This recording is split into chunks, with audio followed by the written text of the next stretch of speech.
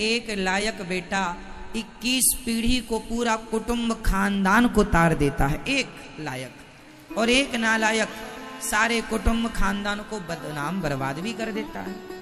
इसलिए कोशिश करिए कि आप ऐसे बने कि आपसे आपके पितृ, आपके पूर्वज, आपके दादा परदादा जो हैं वो, जो नहीं हैं वो, सब गौरवान्वित महसूस करें कि हाँ हमारे कुल में ऐसा सपूत जन्मा है जिसने हम सब का उद्धार कर दिया। और उद्धार कैसे होगा? सत्कर्मों से, अच्छे कार्यों से। अच्छे काम आप जैसे कि कर रहे हैं, आप वृंदावन आए हैं, जैसे आप लोग यमुना जी जाते हैं स्नान करने, गंगा जी जाते हैं, नर्मदा जी जाते हैं, तीर्थों में जहां भी आप जाते हैं, तो आप जब तीर्थ यात्रा पर आप जाते हैं तो आपके जाने से आप जितने प्रसन्न होते हैं, आपके पूर्वज आपसे कई गुना ज्यादा प्रसन्न होते हैं कि आज हमारे वंश में कोई तीर्थ यात्रा पर गया, आज वृंदावन गया, बिहारी जी के दर्शन, आज कथा सुनने गया। पूर्वज भी तृप्त होते हैं कि हाँ हमारे वंश में कोई गया है, उसका दशांश पुण्य। अच्छा, जैसे आप लोग कहते हैं ना कि पिंडदान हम करते हैं, श्राद्ध तर्पण इत्यादि आप अपने पूर्वजों के लिए करते हैं, वो तो आप जानकर करते हैं ये हमारे पूर्वजों को मिले। आप भागवत जी की पोथी कराते हैं तो वो आप इसलिए भी कराते हैं कुछ लोग कि वो हम अपने पूर्वजों के लिए कराते हैं। पर एक बात याद रखो कि कोई पूर्वजों के लिए भले कुछ भी ना कराए, पर आपने जो पुण्य किया है वो आपके पुण्य का 10% आपके पूर्वजों के खाते में अपने आप ट्रांसफर हो ही जाएगा। इसलिए पुण्य करते रहो, उनको मिलता रहेगा। यदि किसी को आवश्यक है तो, जरूरत है तो। भाई एक सिंपल फंडा समझो ना, वो बीमा करने वाला जो एजेंट होता है ना, LIC इत्यादि, तो बीमा करने वाला यदि आपका बीमा कर दिया उसने, तो आपके बीमा उसने कर दिया तो सदा के लिए अब उसके खाते में, आपका बीमा किया है तो आपका कुछ % उसके खाते पे जाएगा।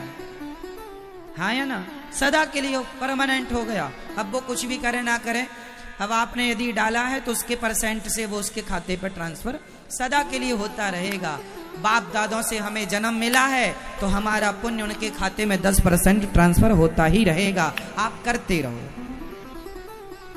जब हम पुण्य करते हैं तो बाढ़े पूत पिता के धर्मा,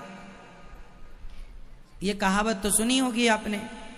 आपका किया गया पुण्य कितने % आपको मिलता है। जैसे मैंने किसी को 1 गिलास पानी पिलाया, फॉर एग्जाम्पल, छोटी सी बात है, चलो मैंने गंगा जी स्नान किया, मैंने 1 डुबकी लगाई गंगा जी, और यदि मुझे 1 डुबकी लगाने में 10% पुण्य प्राप्त हुआ, तो 10% हमें जो भी पुण्य मिला उसका कुछ हिस्सा अपने आप पूर्वजों को जाएगा, कुछ हिस्सा आपके खाते पे रहेगा, कुछ हिस्सा आपके बच्चों के लिए जाएगा, क्योंकि बाप डुबकी लगाए तो बाप का किया पुण्य बेटे को भी मिलेगा और उसके बाप को भी मिलेगा, पीछे भी जाएगा, आगे भी जाएगा और अपने पास भी रहेगा।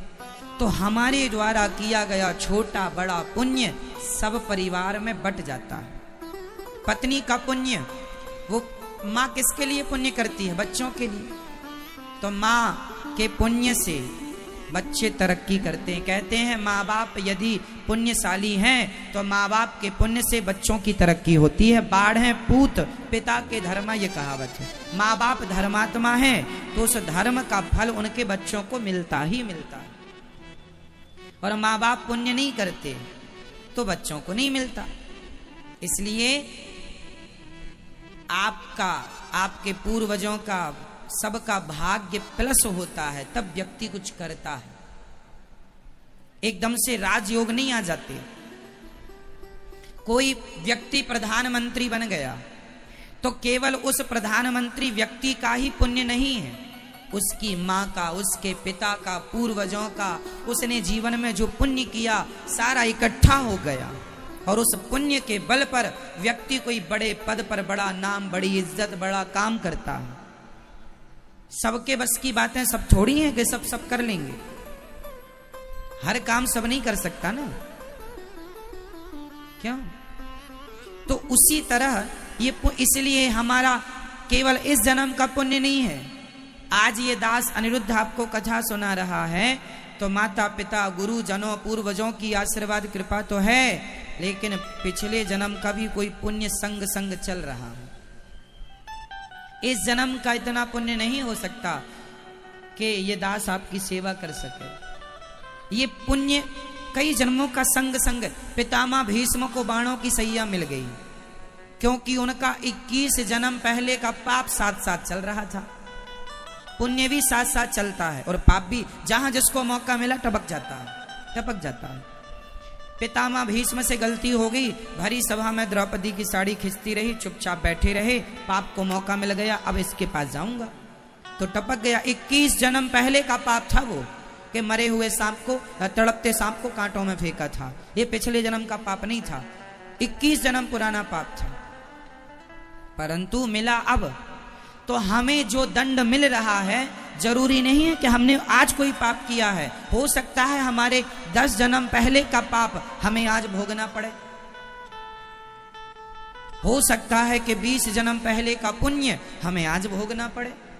इसलिए अभी तो हम समझदार हैं, हमें पता है क्या सही है क्या गलत है। इसलिए ये दास सदा आपसे कहता है, पाप ना करो, इस जन्म में नहीं, अगले जन्म नहीं, अगले जन्म भोगना पड़ेगा। एक भी मछली को आपने मार डाला है तो उसके पाप का दंड भोगना पड़ेगा। एक भी मुर्गी को मारा है अपने स्वाद के लिए, भोगना पड़ेगा। आज नहीं कल नहीं परसों, अगले जन्म और नेक्स्ट भोगना पड़ेगा। इसलिए आपसे प्रार्थना यही है कि कोई भी काम करने के पहले सोच लो कि ये सही है या गलत है, पाप है या पुण्य है, पाप पुण्य क्या है, धर्म अधर्म क्या है, इसका नॉलेज तो होना चाहिए। जिस महिला को नमक का भी अंदाजा नहीं है कि दाल में नमक कितना डालना है, सब्जी में नमक कितना डालना है, वो ठीक महिला नहीं है, मतलब उसे आइडिया नहीं है, बनाना नहीं जानती वो। कुल मिलाकर आपको ये तो पता होता है कि कितना नमक दाल में चाहिए, कितना नमक सब्जी में चाहिए, कुछ तो आइडिया है ना, इतना तो नॉलेज है आपको। तो इतना ये भी नॉलेज रखो कि क्या पाप है क्या पुण्य है, क्योंकि वो अपने को ही मिलना है। नमक ज्यादा होगा वो दाल भी अपने को ही खाना है, जो नमक कम हो गया वो कम नमक वाली भी अपने को ही खाना है। क्यों जी, सही अपने को ही खाना है, तो अपने को ही भोगना है। ना पड़ोसी भोगने आएगा, ना बाप भोगने आएगा, ना मां भोगने आएगी, सिंपल है। इसलिए ध्रुव जी के पुण्य से उनकी मां परम धाम को चली गई, ध्रुव लोक में 36,000 वर्षों के